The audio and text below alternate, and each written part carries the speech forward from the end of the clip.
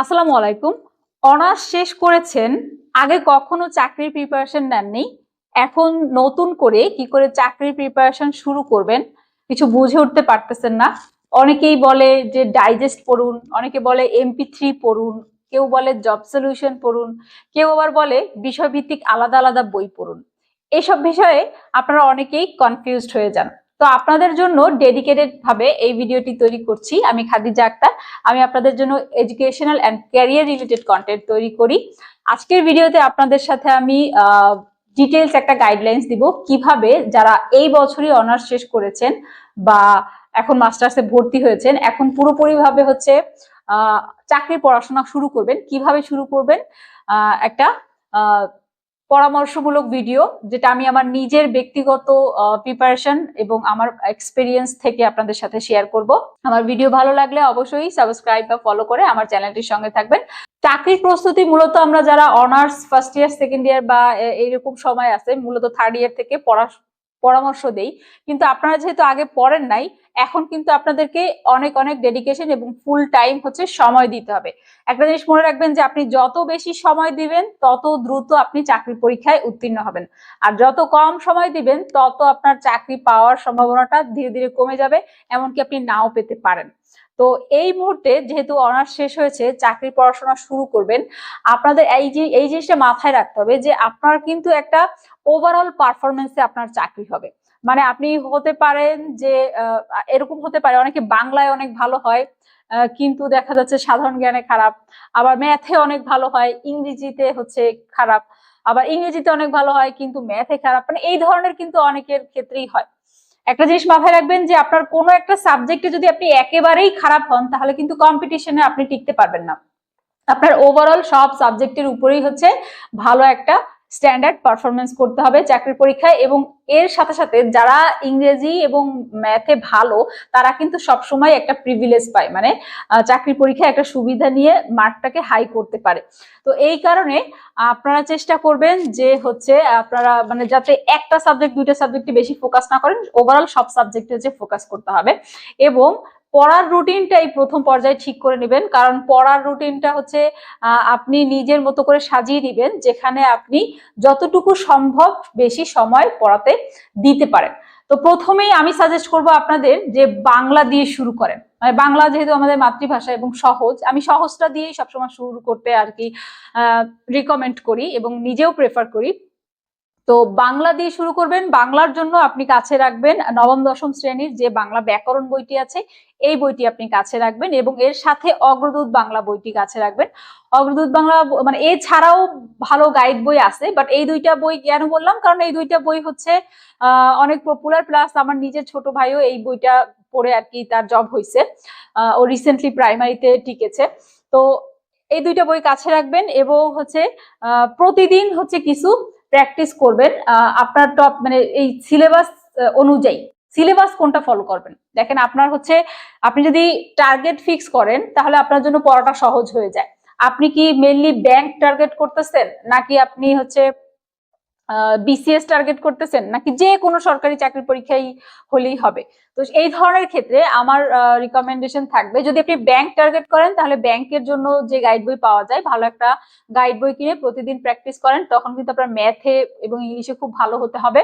ব্যাংকের প্রিপারেশনটা একটু ভিন্ন টাইপের হয়, ম্যাথে ভালো হওয়া লাগে। এবং এটা ছাড়া যদি BCS বা যে কোনো সরকারি চাকরির ক্ষেত্রে বলেন, তাহলে BCS প্রিলিমিনারি পরীক্ষায় আপনার যে সিলেবাসটা আছে এটা যদি আপনি কভার করতে পারেন তাহলে কিন্তু আপনার বাংলাদেশের সরকারি চাকরির যে কোনো ধরনের বা বেসরকারি চাকরি যেগুলো স্বায়ত্তশাসিত প্রতিষ্ঠান বা আধা সরকারি আছে, এই ধরনের ক্ষেত্রেও হচ্ছে বা বেসরকারি প্রতিষ্ঠানের ক্ষেত্রেও এই সেম সিলেবাসের প্রিপারেশনে আপনি পরীক্ষা দিয়ে ভালো করতে পারবেন। তো এই সিলেবাসটা কভার করলে আপনি কিন্তু প্রাইমারি সহ নিবন্ধন বা হচ্ছে যে কোনো পরীক্ষায় আপনি অ্যাটেন্ড করে ভালো মার্কস তুলতে পারবেন। না নর্মালি দেখা যাচ্ছে বাংলা, ইংরেজি, ম্যাথ আর সাধারণ জ্ঞান থেকে আসে, এছাড়া বিজ্ঞান, দৈনন্দিন বিজ্ঞান থেকে আসে, আর এছাড়াও হচ্ছে আপনার কম্পিউটার্স থেকে কোশ্চেন আসে। তো এক্ষেত্রে BCS এর যে প্রিলিমিনারি সিলেবাসটা এটা সামনে রাখবেন এবং চাকরির প্রস্তুতির ক্ষেত্রে আপনাদেরকে আমি যেটা বলি যে একটা জব সলিউশন, আপনারা যারা নতুন আছেন আপনারা প্রথমে প্রফেসরস এর একটা জব সলিউশন কিনে নিতে পারেন, বা রিসেন্ট জব সলিউশনও যদি কেনেন কোনো সমস্যা নাই।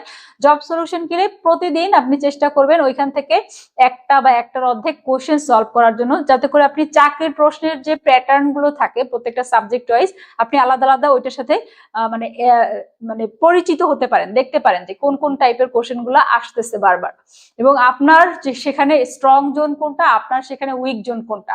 আপনার যেটা উইক জোন সেটাতে আপনার হচ্ছে বেশি এফোর্ট দিতে হবে, আর স্ট্রং জোন যেটা সেটাতে তো আপনার অবশ্যই মানে লিড নিয়ে বেশি মার্কস পেয়ে এগিয়ে থাকতে হবে। এক্ষেত্রে ম্যাথ এবং ইংলিশে যারা দুর্বল তাদের জন্য আমি রিকমেন্ড করি যে প্রতিদিন হচ্ছে কিছু ম্যাথ এবং ইংলিশ প্র্যাকটিস করবেন, এবং শুরুর দিকে আপনারা যেটা করবেন নিজেরা না করে একজন ভালো টিচারের কাছে পড়বেন। ঠিক আছে, একজন ভালো টিচার আপনার যেটা করতে পারে যে আপনার এই যে দুর্বলতাটা বা আপনার যে ম্যাথ এবং ইংলিশের যে ভয়টা এটা দূর করে দিতে পারে, এবং আপনি আস্তে আস্তে করে একটা মানে কোথা থেকে শুরু করতে হবে এবং স্টেপ বাই স্টেপ আপনাকে কিন্তু আপনার ম্যাথের বা ইংলিশের বেসটাকে ভালো করার জন্য আপনাকে হেল্প করবে। আর সেখানে আপনি একা যদি নিজে প্র্যাকটিস করেন তাহলে কিন্তু আপনি হতে পারে যে আপনি ভয় পেয়ে আটকে গেলেন, বা আপনি এরপরে আর হতে পারে যে এরপর আপনি আগ্রহ হারিয়ে ফেললেন এবং এরপরে আপনি আর কন্টিনিউ করলেন না।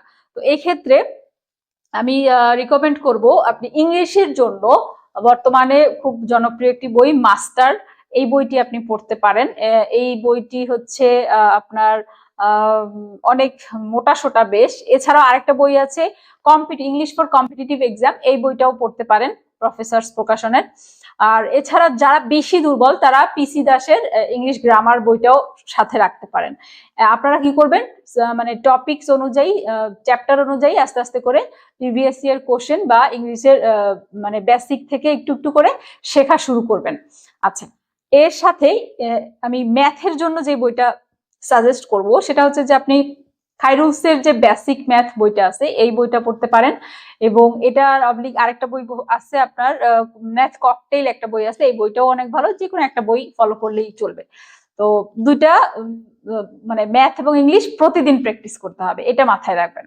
আচ্ছা, এরপর যেটা থাকে সাধারণ জ্ঞান, সাধারণ জ্ঞানের জন্য আমি বলবো আপনারা বেসিক ভিউ একটা বই আছে, বেসিক ভিউ বইটা ভালো। এর সাথে যেটা আপনার কারেন্ট অ্যাফেয়ার্স মানে প্রত্যেক মাসে যে বইগুলা বের হয় বা সালতামামি আছে, কারেন্ট অ্যাফেয়ার্সটা রিসেন্ট ইসের জন্য তথ্যের জন্য হাতে রাখবেন। আর একটা প্রতিদিন হচ্ছে আপনার যতটুকু সময় বেশি পারেন পড়াশোনায় সময় দিবেন।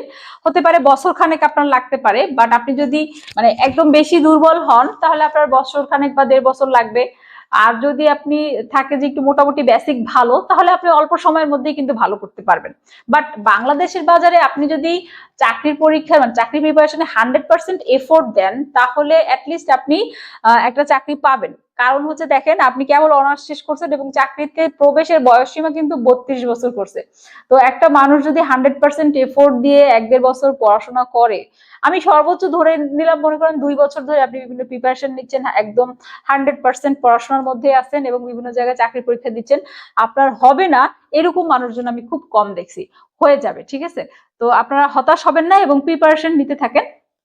এরপর যেটা আমি বলবো যে আপনাদের হচ্ছে একটা জব সলিউশনের কথা তো বলেছি, আর হচ্ছে বিজ্ঞানের জন্য বা হচ্ছে আরেকটা যেটা দৈনন্দিন যে কম্পিউটার থেকে কোশ্চেন আসে, কম্পিউটারের জন্য ইজি কম্পিউটার এই বইটা পড়তে পারেন, এটা খুব ভালো বই।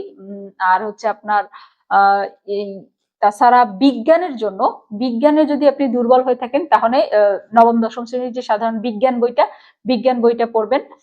এছাড়া ওরাকলের বিজ্ঞান বইটা কিন্তু ভালো, ঠিক আছে? ওরাকলের বিজ্ঞান বইটা ভালো, আপনারা ওইখান থেকে বিজ্ঞানের প্রিপারেশন নিতে পারেন। আর এখন তো অনেক অনেক কন্টেন্ট আছে, ইউটিউবে অনেক কন্টেন্ট পাওয়া যায়, যে টপিকসে আপনি বেশি দুর্বল সেই টপিকস গুলো হচ্ছে আপনি ফোনে ক্লাস করবেন, দেখতে পারেন। বাট প্রিপারেশন যারা অনার্সের পরে এখন নতুন নিচ্ছেন তাদের জন্য একটা জিনিস বলি, দেখেন আপনার সবথেকে বড় মানে হুক যেটা আপনাকে আপনার এই পড়ার প্রিপারেশন থেকে দূরে নিয়ে যাবে সেটা হচ্ছে কিন্তু আপনার হাতে যে ফোনটা আছে সেই ফোনটা। আপনি এই ফোনটা থেকে নিজে যত দূরে থাকতে পারবেন তত পড়াশোনাকে নিতে পারবেন। আর এই ফোনটা হচ্ছে আপনার জাস্ট আপনার পারপাসে, আপনার যখন লাগবে তখন আপনি ব্যবহার করবেন। তাছাড়া একটা বাটন ফোন নিয়ে নেন এবং এই স্মার্টফোনটাকে লক করে অন্য কাউকে দিয়ে দেন বা লক করে রেখে দেন, ঠিক আছে? এভাবে আপনি যদি ভাবেন যে ফেসবুক ব্রাউজ করতেছেন, ইউটিউব করতেছেন, এর পাশাপাশি পড়বেন, এটা হবে না। আপনার ফুল কনসেন্ট্রেশন আপনার প্রিপারেশনের উপর থাকতে হবে। তো আশা করি আপনারা এই ভিডিও থেকে উপকৃত হবেন। নতুনরা যারা আমার ভিডিও দেখছেন, আমার ভিডিও ভালো লাগলে অবশ্যই কমেন্টসে জানাবেন এবং আপনাদের পছন্দের কোনো টপিকসে নতুন একটা ভিডিও তৈরি করার জন্য আমার কাছে জানতে চাইলে অবশ্যই কমেন্টসে আমাকে সে বিষয়ে জানাবেন। ধন্যবাদ সবাইকে, ভালো থাকবেন।